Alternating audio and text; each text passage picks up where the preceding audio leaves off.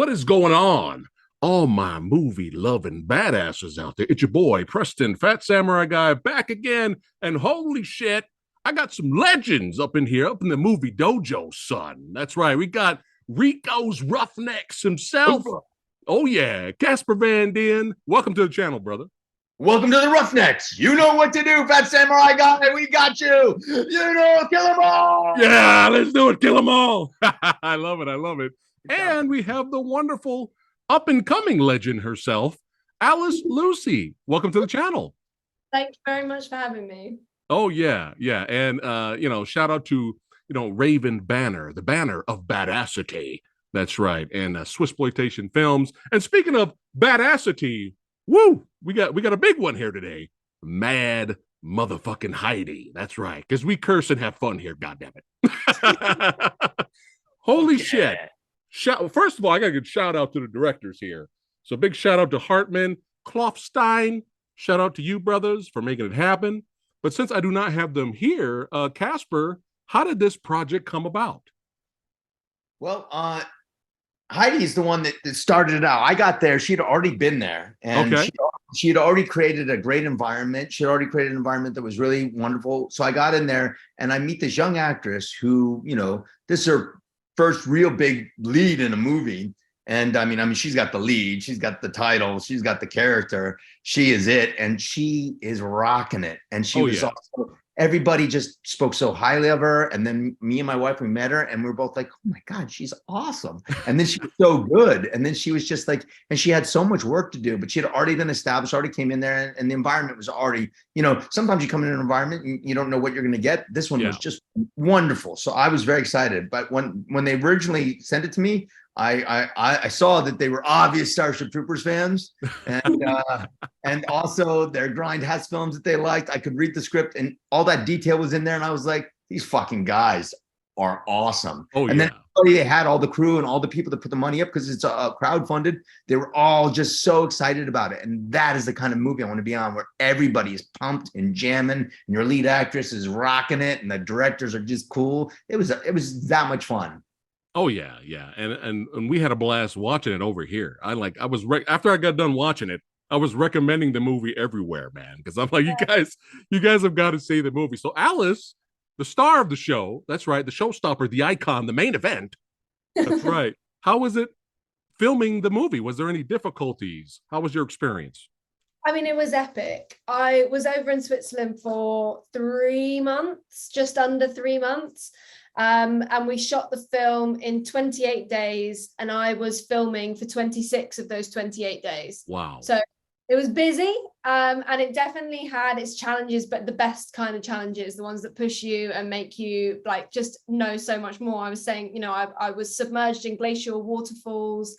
I got to walk away from explosions and use halberds and katana and just I did all my own stunts, which I was so happy I got the chance to do, because I think there are people in this world who get to still do their own stunts, and there are people that get to do some of them but not all of them. And we were in that sweet spot where they trusted me enough to do my own stunts, but also didn't have enough budget to give me any other choice. So I was able to really just have fun and say, it's okay, let me do it. I'll do it. I'll give it a go. And if it looks rubbish, we'll try something different. And I was so happy that I got to experience that and just give everything I could to this project. Wow, that's amazing, man. Because that was actually my next question. Like, do you have any martial arts background, or you were just like, screw it, I'm just gonna go in and just kick ass and take names on the go? Yeah, so I did a bit of both. So I have a second dan black belt in Taekwondo, which is I trained from the age of 11 to about 17, 18 pretty consistently. And then I've got qualifications in rapier and dagger and in unarmed combat as well. But then, never touched a halberd before Mad Heidi, and never had to make fighting look pretty and make it slick. I'm quite tall. I've got quite long limbs. So whenever I've done actual fighting in real arenas, it's never looked as graceful as it did in Heidi, and I worked very hard to make it look slick. Yeah, it's not easy. It's not easy to do, but you killed it. You pulled it off. You know, that's right. That's right. And me, that's all I do is watch martial arts movies here. And, you know, we study them, the fight scenes.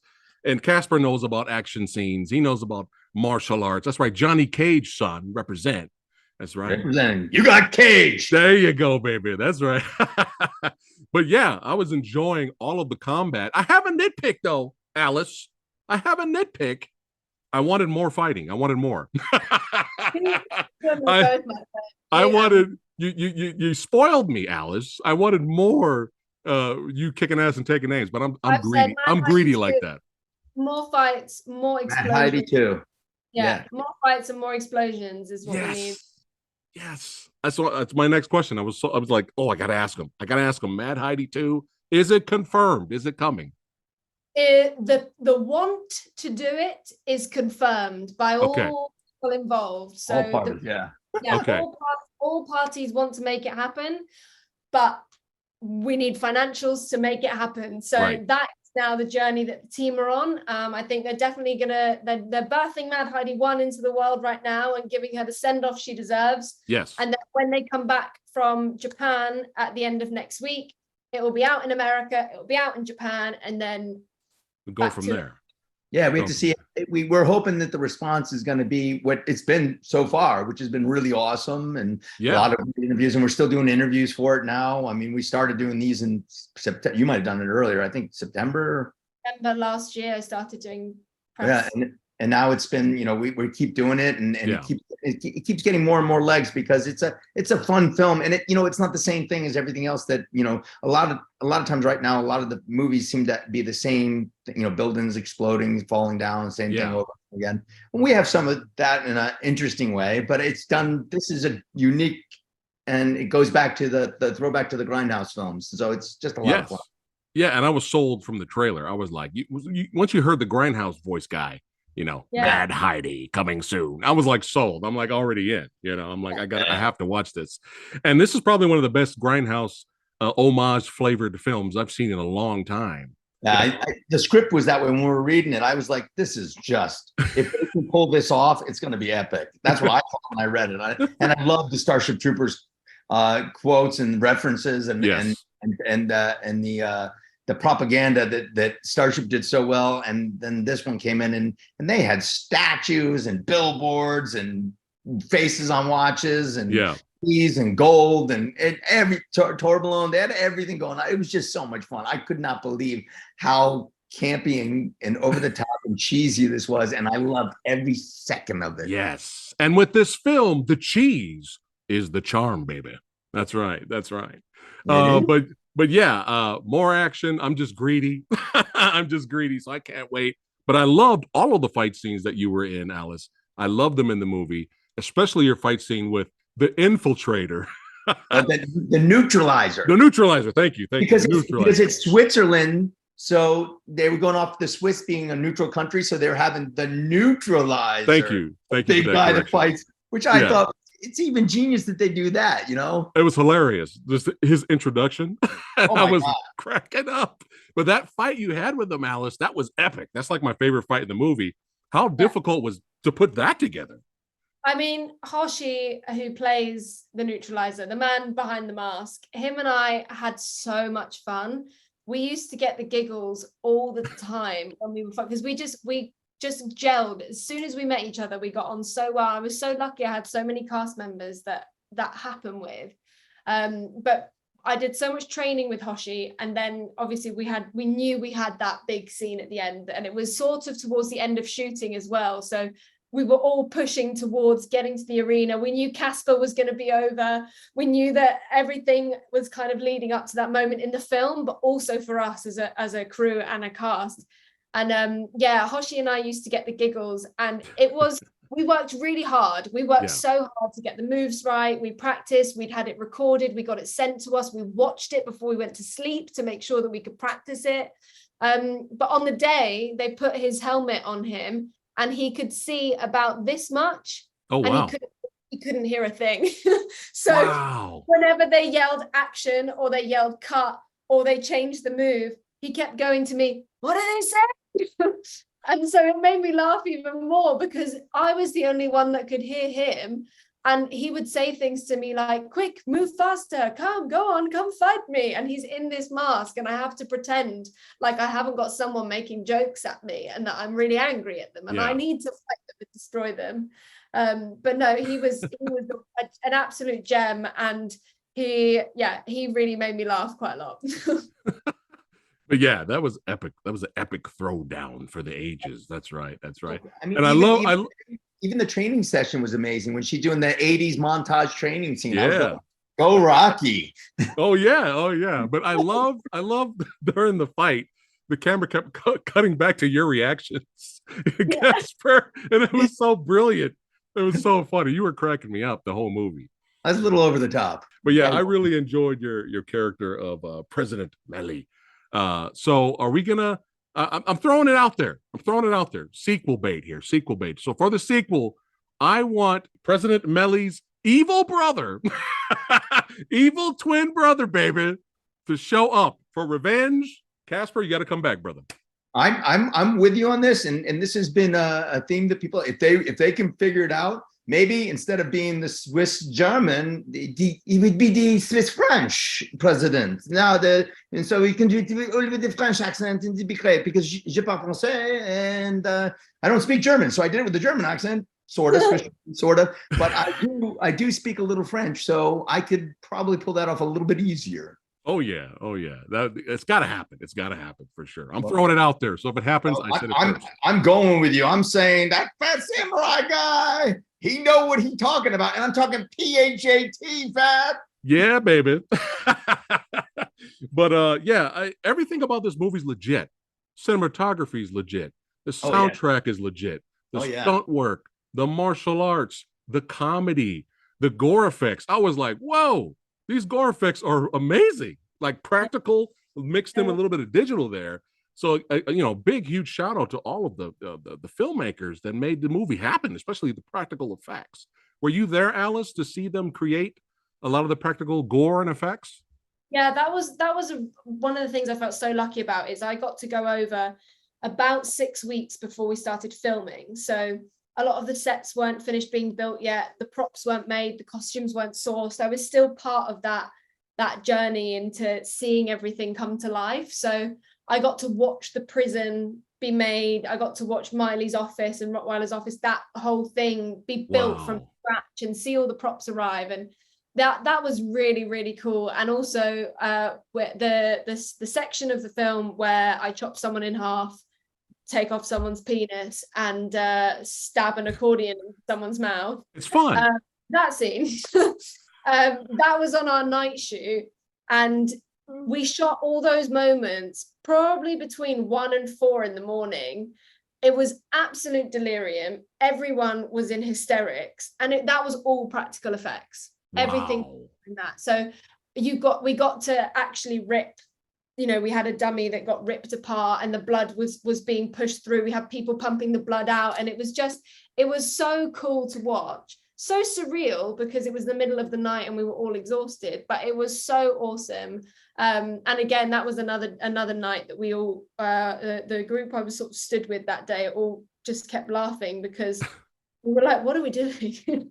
What is our day today? Why are we here in the middle of the night next to a closed post office where we'd had our deadline of 6 a.m. because the postal workers were going to come to work, and we had to get rid of all the fake blood from the floor before they got to work. Oh, so wow. It was such a strange, wonderful moment. But yeah, the practical effects and seeing them live was really cool.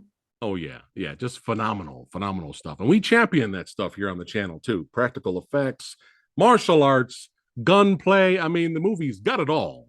That's right. But most importantly, it's got some great supporting characters as well. We got some memorable villains. I mean, how many action movies have you seen, Casper, where the main villains are just so forgettable? You're like, who was the villain of the movie? Yeah, that always. I mean, I loved that there was like, the Rolf was he was amazing. And I mean, so Switch Gable and Connolly, I'm in there these scenes with them, and both of them. I mean, just they're such great actors. I mean, they're so phenomenal and just kind and generous, and they make you laugh, and they're so good at what they do. I mean, they just came on. I was like, I was so impressed. And then and to work with David again, who played her grandfather. I worked with him on Curse of King Tut's tomb in India years ago, and just a sweet man who just, you know, just lovely. Everybody was wonderful, and it's so cool. I mean, you see him in Gladiator. Yeah. You know, he's just been all around for what? Pirates of the Caribbean as well. Pirates of the Caribbean. Yeah, he's been in everything. Yeah. Oh yeah, he has. But yeah, I mean, when he came out of the fire, and he was like, "All right, that's it. You mess with me, mess with my granddaughter. That's it. I'm gonna get the brothers together. We're gonna go down there. We're gonna wreck shop." I loved it. I loved it. So cool. It was so cool. Yeah, I loved it. And then Leon Herbert, who played Isaac, who was shout out to Goat Peter, Kel. The messed up Goat Peter, man. Why they had to do that to him? Brother was just trying to make some money, man. What a cool character and what a cool outfit. That was a practical effect, his death as well. And I have a video on my phone of me stood with Kel watching his head explode. That's amazing. I turned my phone around and look at him, and he's just like this. His own massacre. Is that on Instagram? It is not yet, but I probably should post it. Yeah, post it. Probably should. Yeah, I gotta. Yeah. We got. Just don't put the one where you take that hose and me. I don't need that one up. I don't need the practical one up to that one. I don't need to see that again. Leon Herbert's voice is just that guy's voice is phenomenal. What an actor that guy is. Oh, it's just well, thank you. But yeah, all the side characters are great, hilarious, badass, memorable villains. I mean, the movie really does have it all. And I've seen a lot of other people try to do their homages to the Grindhouse movies over the past several years, and they didn't quite nail it. You know, props to them for trying. You know, but they just didn't really nail it. When I got done watching Mad Heidi, I was like, they nailed it, baby. They nailed it. Thank you. Yeah, they really did a great job. It was a lot of fun to be around them.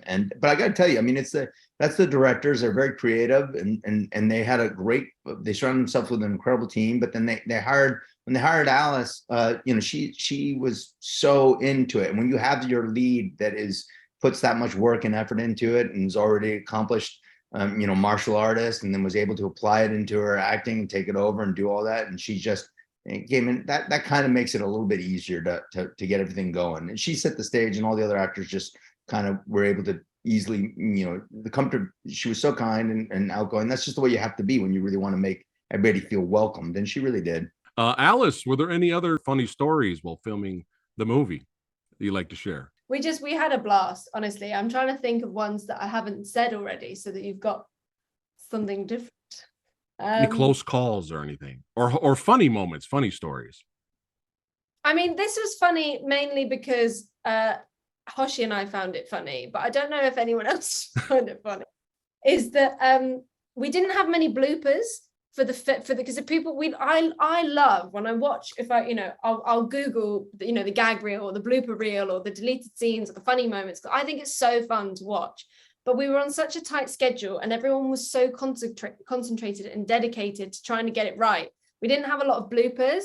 And so there was one time where Hoshi and I were in the arena and we thought it would be really funny to do a really, really awful take of our fight and to just drop the weapons and like slap each other in the face instead of doing the fight.